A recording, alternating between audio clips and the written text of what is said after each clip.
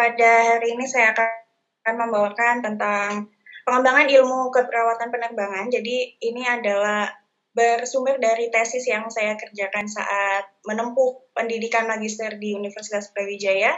Kebetulan ini juga adalah proyek yang dilakukan di bawah pembimbingan ketua jurusan kita, Bu Asti ya. Mohon izin Bun, kita sharing di sini. Ya, ini adalah apa yang akan kita diskusikan. Yang pertama, pemilihan bidang penelitian keperawatan penerbangan. Yang kedua, fakta penerbangan di Indonesia. Kemudian ada penemuan fenomena penelitian, penguatan jejaring mitra penelitian, pelaksanaan penelitian, hasil penelitian, dan juga publikasi penelitian.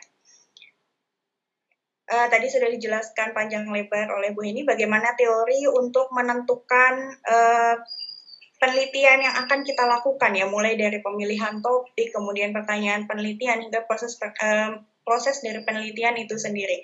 Maka di sini saya akan membagikan secara teknis yang telah saya lewati khususnya seperti apa gitu ya. Bagaimana saya bisa menjatuhkan hati pada keperawatan penerbangan seperti itu ya. Apa yang ada di benak saya saat itu sebelum menentukan dan menjatuhkan hati pada keperawatan penerbangan. Yang pertama yang ingin saya sampaikan adalah tanya dulu kepada diri kita sendiri. Bidang apa yang sebenarnya paling kita minati? Dan terkadang tidak ada salahnya kita memilih bidang yang memang betul-betul kita cintai. Jadi sebelum saya memilih topik penelitian ini, saya memang pada dasarnya memiliki ketertarikan khusus pada dunia kedirgantaraan. Saya sangat suka dengan pesawat, dengan penerbangan dan lain sebagainya, sehingga saat itu saya betul-betul membuka mata, telinga, pikiran dan hati saya untuk menemukan suatu fenomena di tempat yang saya cintai. Dan saya rasa ini adalah hal yang sangat penting karena untuk menemukan fenomena ya, ketika kita meneliti itu kita harusnya menemukan fenomena, bukan sekedar mencari. Dan dari mana caranya kita bisa menemukan fenomena? Ya di situ kita harus berbaur dengan lingkungan sekitar. Yang perlu rekan-rekan ketahui memang penelitian yang saya jalankan saat S2 kemarin adalah penelitian kualitatif. Sehingga saat kita di dalam lingkungan penelitiannya itu sendiri. Kemudian setelah kita membuka mata, telinga, pikiran, dan hati, kemudian kita menemukan suatu fenomena, yang selanjutnya adalah kita kembali bertanya, apa yang bisa kita lakukan? Ini tadi yang kaitannya dengan pertanyaan penelitian yang disampaikan oleh Bu Hen. Apa yang bisa kita lakukan untuk mengurai fenomena tersebut, untuk memaparkan fenomena tersebut? Dan jika itu adalah sebuah isu, sebuah masalah, maka apa yang bisa kita lakukan untuk menyelesaikan isu tersebut, untuk mengatasi isu tersebut, untuk menyelesaikan masalah tersebut? Setelah kita menemukan hal itu, kemudian kita mulai mencari fakta ilmiah sebagai bekal eksplorasi fenomena. Karena kita berbicara tentang penelitian, itu adalah suatu prosedur yang ilmiah, maka kita juga harus memiliki landasan yang kuat, yang bisa dipertanggungjawabkan. Yang tentunya landasannya juga harus ilmiah. Fakta ilmiah ini adalah penelitian terdahulu, kemudian bagaimana kondisi di sana, dan lain sebagainya. Dan yang terakhir adalah konsisten. Nah, ini adalah yang pertama dan yang utama menurut saya. Ketika kita sudah menjatuhkan hati pada suatu pilihan, maka kita harus konsisten.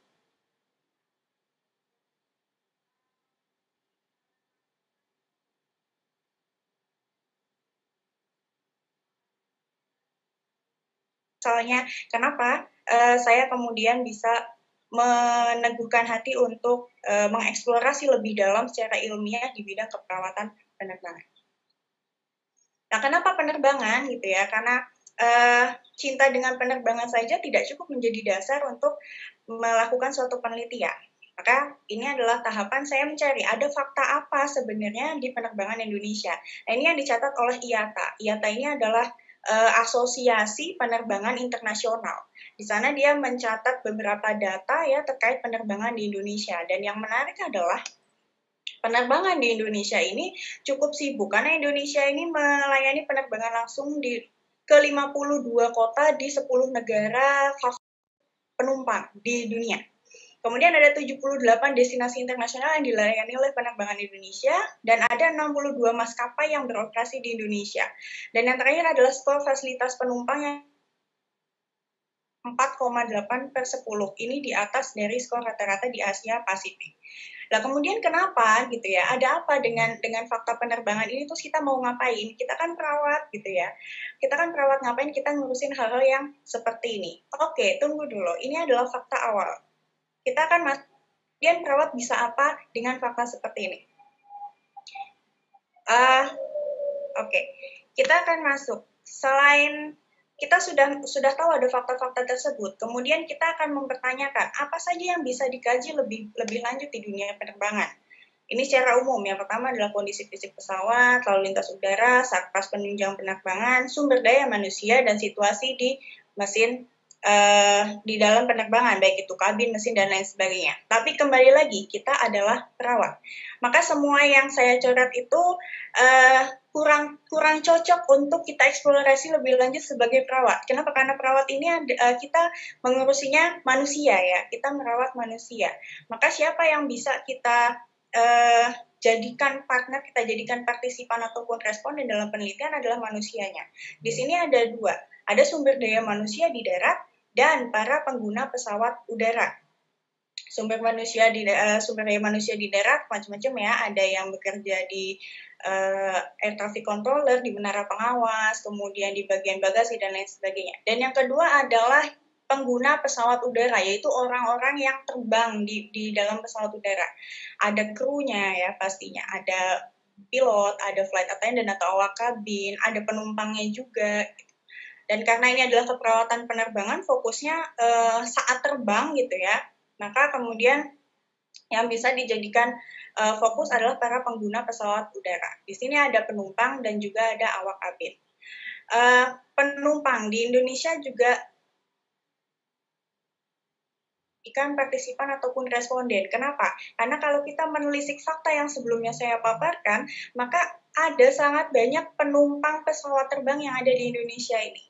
Sehingga ada banyak fenomena yang mungkin muncul di antara penumpang. Tapi selain penumpang juga ada para kru pesawat itu sendiri yang selalu terbang setiap saat, yang frekuensi terbangnya jauh lebih banyak daripada penumpang. Oke. Jadi kita simpan sekarang bahwa ada sumber daya manusia yang bisa kita jadikan responden ataupun partisipan penelitian.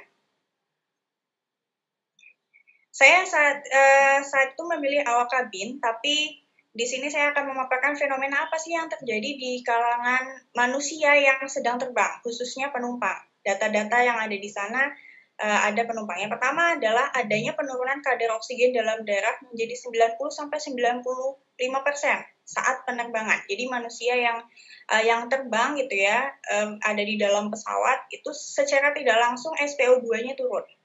Nah, itu adalah satu fenomena ya, kita ketemu. Kemudian ada fakta dari penelitian sebelumnya bahwa ada 95% dari hampir 2 miliar pengguna jasa penerbangan di dunia memiliki masalah kesehatan dalam penerbangan. Setelah itu kita mengerucut lagi, ternyata ada kasus kegawat daruratan medis dalam penerbangan. Ada 16 kasus ya, kegawat daruratan medis dalam penerbangan per 1 juta penumpang. Kegawat daruratan medis ini meliputi cardiac arrest, kemudian orang yang tiba-tiba sesak di perjalanan dan lain sebagainya. Itu di dunia. Bagaimana dengan di Indonesia? Ternyata di Indonesia salah satu maskapai yang kemudian saya jadikan partner untuk penelitian mencatat bahwa sepanjang Januari hingga Desember 2017 ada 16 orang penumpang yang sakit dan 6 penumpang yang meninggal dunia saat terbang. Ini adalah fenomena yang mengerucut yang kemudian saya jadikan landasan eksplorasi lebih lanjut dalam penelitian. Ini adalah penelitian saya, studi fenomenologi pengalaman awak kabin saat menghadapi kejadian gawat darurat medis dalam penerbangan.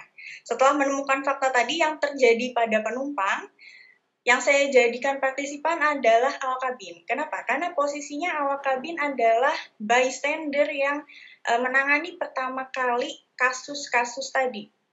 Ketika ada penumpang yang bermasalah, mengalami kasus kegawat daruratan medis gitu ya, maka awak kabin harus siap siaga gitu ya, harus siap sedia untuk melakukan pertolongan pertama.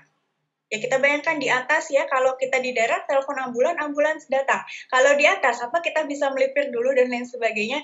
Tapi saya mau nggak mau siapapun yang ada di sana dan yang pastinya bertanggung jawab di sana adalah awak kabin. Maka saya ingin mengeksplorasi lebih dalam bagaimana sih pengalamannya awak kabin ini saat harus menangani pasien ataupun penumpang yang mengalami hal-hal tersebut.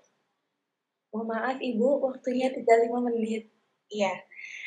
Ini cara menemukan partisipan ya, menemukan partisipan karena ini kualitatif, maka saya sering-sering mengunjungi bandara, kemudian sering terbang bareng sama maskapai yang ada, terkadang juga bersosialisasi dengan awak kabin di sana, dan pastinya melakukan perizinan resmi. Nah, ini prosesnya setelah menemukan fenomena, kemudian menyusun literatur, kemudian melakukan in-depth interview kepada beberapa awak kabin, dan kemudian hasilnya dianalisis menggunakan IPA. Setelah ada hasilnya, kemudian dipublikasi.